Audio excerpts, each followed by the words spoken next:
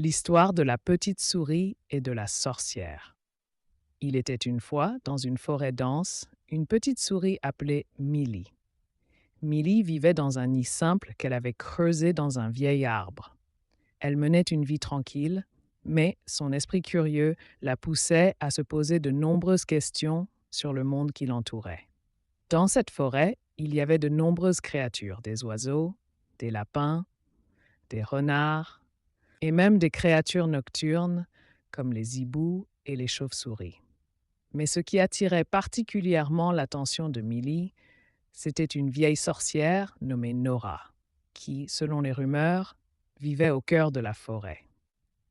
On racontait beaucoup de choses mystérieuses et effrayantes à propos d'elle. Certains animaux disaient qu'elle possédait des pouvoirs magiques incroyables, tandis que d'autres la craignaient et l'évitaient. Millie n'était pas sûre de croire. Un jour, poussée par la curiosité, elle décida de partir à la rencontre de Nora pour découvrir la vérité par elle-même. Elle savait que s'aventurer dans la forêt pour rencontrer la sorcière pouvait être risqué, mais elle sentait que c'était une chance unique de comprendre la magie de près. Après une longue marche à travers la forêt, Millie arriva enfin à l'endroit où on disait que la sorcière vivait. Le lieu était sombre et mystérieux, avec des arbres imposants qui bloquaient la lumière du soleil. Des champignons géants poussaient ici et là, et des fleurs rares ornaient le sol. Bien que l'endroit soit magnifique, une sensation étrange envahit Millie. Soudain, elle sentit qu'elle n'était pas seule. De l'ombre apparut une vieille femme aux cheveux blancs tressés en longues nattes. Elle portait une robe bleu foncé et ses yeux brillaient d'une lumière verte éclatante. Son visage était « Bienvenue, petite souris », dit la sorcière d'une voix calme. « Je t'attendais. » Un peu intimidée, Millie répondit « Tu es vraiment la sorcière Nora, n'est-ce pas ?» Nora sourit doucement. « Oui, je suis Nora. Mais je ne suis pas ce que tu crois. Beaucoup de choses qu'on raconte à mon sujet ne sont pas vraies. » Millie s'assit alors en face de Nora, attentivement. La sorcière commença à lui raconter son histoire. Elle lui expliqua qu'autrefois, elle était une sorcière bienveillante qui aidait les animaux de la forêt.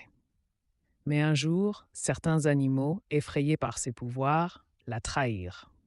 Depuis, Nora vivait isolée, loin de tous, considérée par beaucoup comme une ennemie. « Pourquoi n'es-tu pas défendue ?» demanda Millie. « Parfois, la force n'est pas la meilleure réponse. J'ai appris que pour me protéger, il valait mieux vivre seule.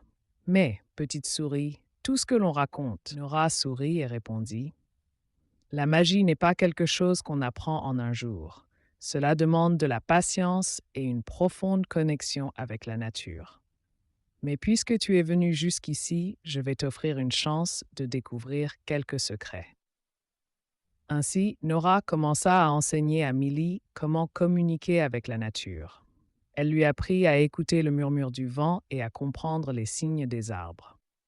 Elle lui montra aussi comment utiliser certaines herbes et fleurs pour soigner des blessures légères. Les jours passèrent et Millie apprenait rapidement. Non seulement elle découvrait la magie, mais elle comprenait aussi la sagesse de Nora. Elle comprit que la magie ne devait pas être utilisée pour nuire, mais pour faire le bien. Un jour, alors qu'une tempête faisait rage, un groupe d'animaux se rassembla autour de Nora, l'accusant de pratiquer la sorcellerie. La sorcière Nora n'est pas mauvaise. C'est elle qui m'a appris à vivre en harmonie avec la nature. Les animaux, d'abord sceptiques, commencèrent à douter de ce qu'on leur avait dit. Peu à peu, la vérité émergea. Ils réalisèrent que Nora avait toujours été là pour les aider, et petit à petit, sa réputation changea. Elle n'était plus vue comme une ennemie, mais comme une sage conseillère. Finalement, Nora devint à nouveau respectée dans la forêt. Les animaux venaient la consulter pour résoudre leurs problèmes, et Millie, quant à elle, était devenue l'une de ses plus proches amies. Elle avait appris non seulement la magie, mais aussi l'importance de la bonté et de l'harmonie avec la nature. Et ainsi, la petite souris et la sorcière vécurent de nombreuses aventures ensemble, prouvant que parfois la curiosité et la bonté peuvent changer le monde autour de nous.